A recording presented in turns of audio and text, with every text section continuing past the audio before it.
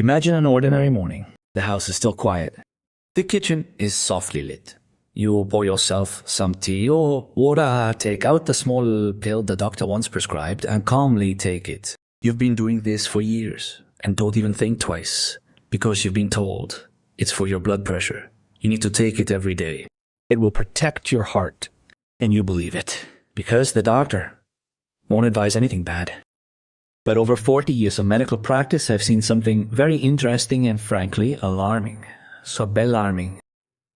Many people take the same blood pressure pills for years and still feel worse and worse. They feel weak, their energy drops, their head spins, their hands and feet get cold, they tire more easily, they gain weight. And sometimes their blood sugar rises, and they don't even connect it to the pills. They think aging, nerves, the weather, magnetic storms, whatever. But sometimes the cause is right there in the palm of your hand. My name is Dr. Kim. I'm 71 years old.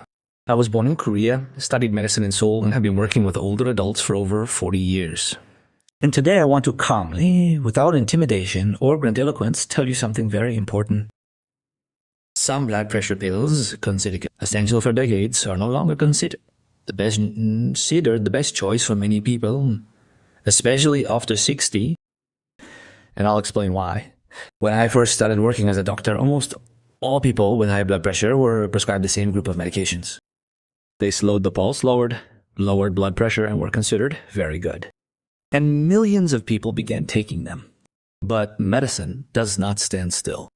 Large studies have appeared, spanning many years and involving tens of thousands of patients.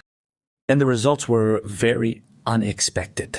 It turned out, as school children learned, that in some people, these medications can impair metabolism, increase the risk of diabetes, cause severe fatigue, reduce blood circulation in the arms and legs, and even increase the risk of certain heart and vascular problems if used in the wrong situations. The most important thing is that these medications are not bad. This is very important to understand. They've saved countless lives, but the problem is different. They're often prescribed to everyone simply because that's how it's been done in the past. But the body functions differently after 60. Blood vessels stiffen, kidneys function more slowly, muscles lose mass, metabolism changes, and the nervous system reacts differently. And a medication that worked perfectly for someone at 40 may work completely differently at 60 or 70. I've often seen the same thing. A person comes in and says, "Doctor, my blood pressure seems normal, but I have no strength at all."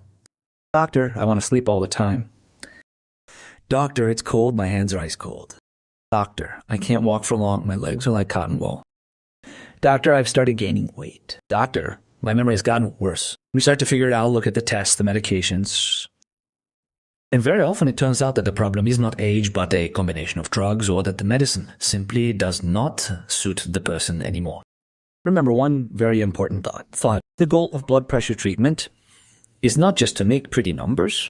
The goal of treatment is for a person to live a long time, walk, think, move, have strength, and a clear head. Sometimes blood pressure can be made ideal on paper, but the person will still feel bad, and this is wrong. And this is wrong. The situation is especially dangerous when blood pressure is lowered too much in the elderly, because the brain, kidneys, and heart need blood. If the pressure is too low, the organs begin to receive less oxygen, and the person begins to feel dizzy, unsteady when walking, darkening in front of the eyes, weakness, drowsiness, poor memory. And it's dangerous, it increases the risk of falls. And a fall in old age can sometimes be the beginning of very serious problems. That's why modern medicine says too low blood pressure in old age is just as dangerous as too high. You don't need the lowest blood pressure.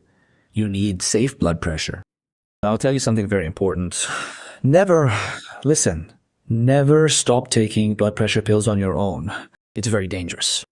But if you're taking pills and you constantly feel weak, you have cold hands and feet, you have a very low pulse, you tire quickly, you get dizzy.